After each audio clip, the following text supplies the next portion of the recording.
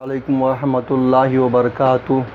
عزیز طلبہ طالبات، آج ہم 11th کلاس میں سبجیکٹ ہمارا پولیٹیکل سائنس، ویڈیو نمبر ہمارا 3.5 یعنی کہ تیسرے چیپٹر کا ہمارا یہ 5واں ویڈیو ہے، اور تیسرا چیپٹر ہمارا ایکوالٹی اینڈ جسٹس یعنی کہ مساوات اور انصاف۔ پریویس ویڈیوز میں ہم نے دیکھ چکے ہیں ایکوالٹی کسے کہتے ہیں، یعنی کہ واٹ از ایکوالٹی، پھر فیچرس آف ایکوالٹی کے دیکھ چکے ہیں ہم نے، پھر تو اس ایکوالٹی کے بارے میں مزید معلومات حاصل کی ہیں، اور پھر تو ٹائپس آف ایکوالٹی بھی دیکھ چکے ہیں، یعنی مساوات کی قسمیں کیا ہے نا۔ اب ہمیں دیکھنا ہے کہ equality in the context of India, یعنی کہ بھارت میں مساوات، یعنی کہ بھارت میں ہمارے جو مساوات ہے، تو مساوات میں ہمیں دیکھنا مساوات پر بھارتی مفکرین کے نظریات، یعنی کہ مساوات جو ہمارے ملک میں ہے اس پر مفکرین کے کیا نظریات، اور بھارت کی جو مساوات جو ہے وہ کس طرح ہے، اس کو ہم کو اچھے سے ہم کو انشاءاللہ دیکھنا ہے۔ تو سب سے پہلے میں آپ کے سامنے یہ کہنا چاہوں گا کہ ہمارا ملک بھارت دنیا میں آبادی کا دوسرے نمبر کا سب سے بڑا ملک ہے، اور اس وجہ سے ہمارا ملک میں ہے تو الگ الگ مذاہب کے، ذات کے، زبان کے ہے نا لوگ یہاں پہ رہتے ہیں، تو اس وجہ سے ہمارے ملک میں آبادی زیادہ ہے اور سب میں الگ الگ فرق پایا جاتا ہے۔ اس وجہ سے بھی ہمارے ملک میں ذات پات کو بہت زیادہ بڑھاوا دیا جاتا ہے، یعنی ہمارے ملک میں ذات پات بہت بڑے پیمانے پر ہے، اور یہاں پر مرد و زن میں بھی ہے تو عدم مساوات ہوتی ہے۔ ذات پات جیسے کہ آزادی سے پہلے ہمارے ملک ہندوستان میں جب انگریزوں کی حکومت ہوا کرتی تھی، اس وقت ذات پات کو بہت زیادہ فروغ تھا، اور آج بھی ہمارے ملک میں ذات پات کو بھی فروغ مل رہا ہے۔ جیسے کہ پہلے کا کچھ تھوڑا الگ تھا اور آج کا کچھ تھوڑا الگ ہے۔ پہلے کیسا تھا، ذات پات کے نام پر ظلم ہوتا تھا۔ کیسا ہوتا تھا کہ خاص کر ہندوؤں میں جیسا کہ برہمن ہے، کھتری ہے، ویش ہے، شودر ہے نا، اعلیٰ ذات کے لوگ نچلی ذات کے لوگ جیسے کہ دلت وغیرہ پر بہت زیادہ ظلم کرتے تھے،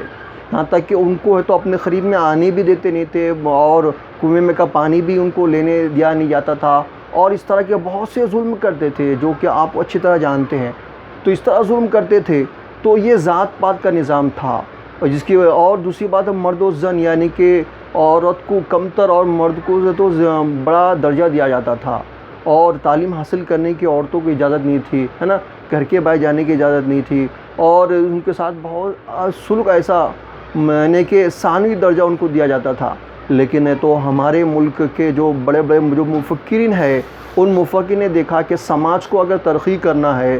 تو ہمیں یہ ذات پات اور مرد و زن کو ہے تو خاتمہ کرنا ہے۔ اس لیے ہمارے جو ملک کے جو بڑے بڑے مفکرین ہیں، جیسے کہ مہاتما جیوتی راؤ پھولے ہے، جسٹس مہادیو گووند راناڈے ہے نا، اور تارا بائی شندے ہے، مہاتما گاندھی ہے، ڈاکٹر بابا صاحب امبیڈکر ہے، اور ڈاکٹر رام منوہر لوہیا، اور ڈاکٹر امرتیا سین، یہ جو ایسی اور دوسری بھی بہت سارے مفکرین ہیں، انہوں نے سماج میں اس طرح ہونے والی برائیوں کے خلاف آواز اٹھائی اور اس کی مخالفت کی، ہے نا، اور تحریکیں چلائی انہوں نے، اور تب کہیں جا کر ہمارے ملک میں کیا ہوئی، برائیاں کم ہوئی۔ لیکن آج بھی کسی علاقے میں یہ برائیاں ہم کو دیکھنے کو ملتی ہے، اور آج ہم دیکھتے ہیں آج تو وہ سماج میں تھی وہ ذات پات، اب وہ پولیٹکس میں آ گئی ہے نا، ہم اچھی طرح جانتے ہیں، ٹھیک ہے۔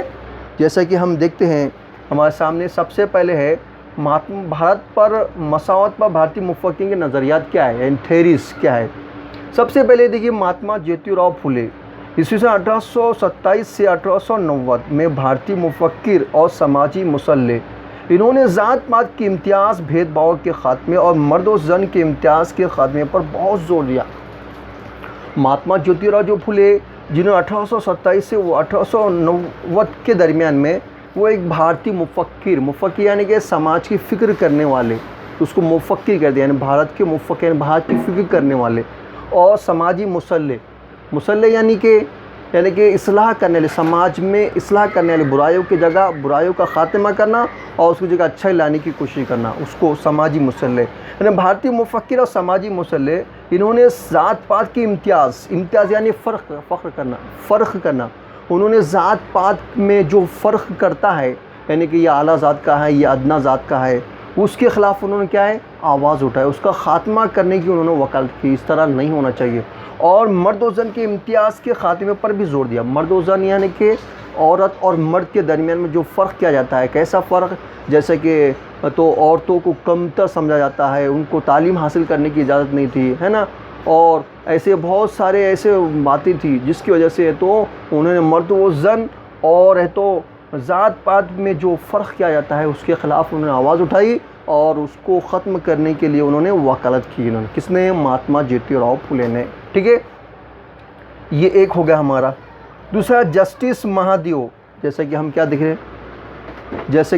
رہے کہ جسٹس مہادیو کوونڈ راناڈے، یعنی کہ پین، جسٹس مہادیو کوونڈ راناڈے، یہ جو ہے جو ہم دیکھنے جا رہے ہیں، تو دیکھیے طلبہ، جسٹس یہ ہم نے یہ دیکھے، ٹھیک ہے، جسٹس مہادیو کوونڈ راناڈے یعنی کہ 1842 تا 1901 کے درمیان میں اسکالر اور سماجی مسلح، انڈین نیشنل کانگریس کے بانی ممبر۔ انہوں نے بچپن کی شادی کی مخالفت، بیواؤں کی دوبارہ شادی اور خواتین کے حقوق کے لیے بہت کوششیں کی۔ یعنی کیسا ہے کہ جسٹس مہادیو کوونڈ راناڈے نے کیا کیا، وہ بھی ایک سماجی مفکر تھے، یعنی سماج میں اصلاح لانے کا کام کرتے تھے۔ تو انہوں نے کیا کہ وہ ہے نا، اس وقت انڈین نیشنل کانگریس جو ہے ہمارے ملک کی جو سیاسی پارٹی آج بھی جو ہے کانگریس پارٹی ہے،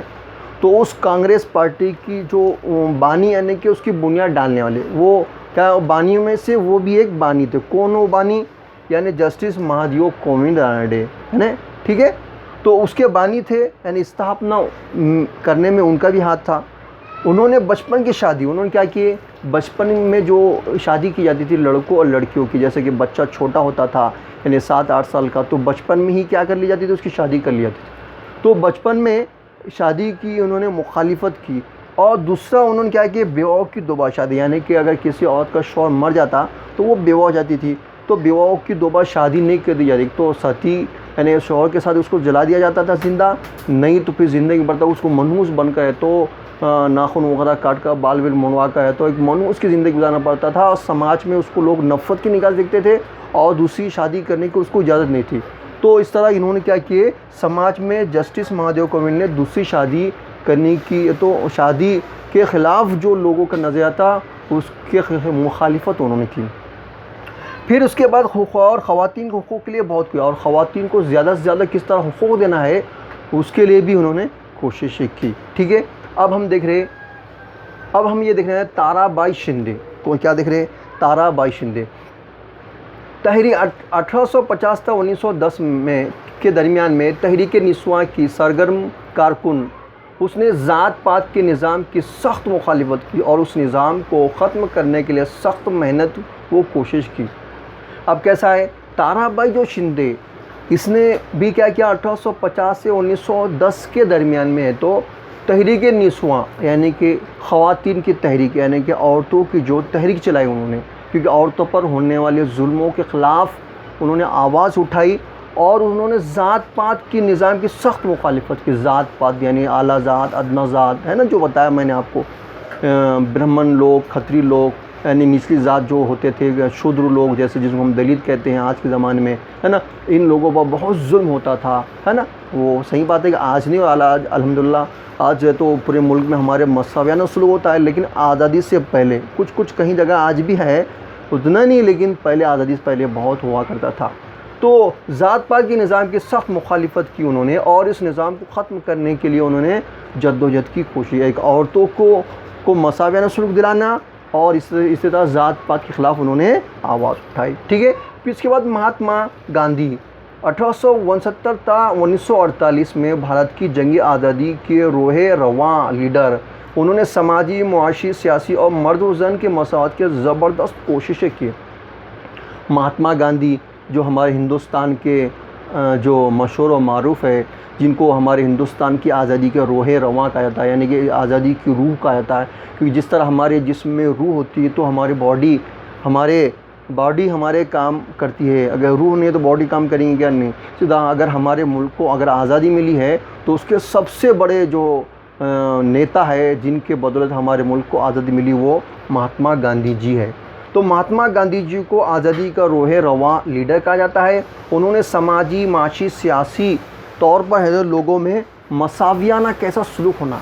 اس کے خلاف مساویانہ سلوک کی طرف انہوں نے کام کیے، اور اسی طرح انہوں مرد و زن یعنی کہ جو عورت اور مرد کے درمیان میں جو عدم مساویانہ سلوک ہوتا تھا، اس کے خلاف انہوں نے بھی آواز اٹھائی۔ اس کے بعد ڈاکٹر بابا صاحب امبیڈکر نے بھی 1891 تا 1956 میں مشہور قانون داں، جج، ماہر معاشیات اور سماجی مصلح، انہوں نے سماجی، معاشی، سیاسی، ثقافتی امتیاز اور ذات پات کے نظام کے خلاف زبردست تحریک کھڑی کی۔